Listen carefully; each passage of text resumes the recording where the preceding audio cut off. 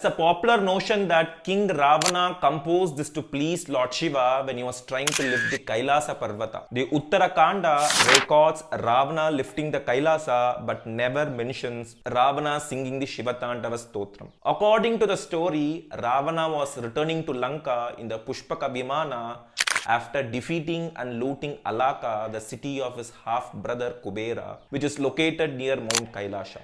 However, the Vimana could not fly over Mount Kailasa, so he asked Nandi to explain why the Pushpaka Vimana could not fly over Mount Kailasha. Nandi informed Ravana that Lord Shiva resided on the mountain and that no one was allowed to pass. Ravana asked Koyam Shankaram, which means who is this Shankara, and insults Nandi as a monkey face. Insulted, Nandi cursed Ravana that monkeys would destroy his pride and power along with his people. Enraged by his inability to proceed further, Ravana tried to lift the Kailasa. Before Ravana decided to uproot Kailasa, he questioned Shiva's authority and boastfully declared that his own presence should be enough to instill fear in anyone, including Lord Shiva. With all his might, Ravana began lifting the mountain. As Kailasa began to shake, the denizens were terrified. However, the omniscient Lord knew that Ravana was behind the fuss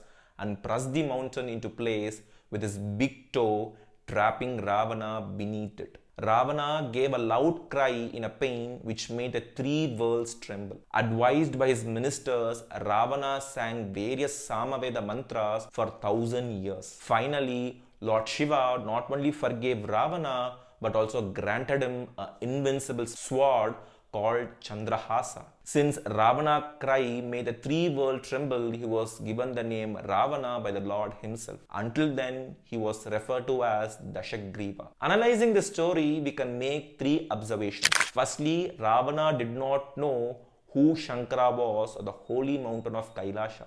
Secondly, he sees himself as a powerful king and believes that everyone should acknowledge his superiority. Finally, he never sang the Shiva Tandava Stotram.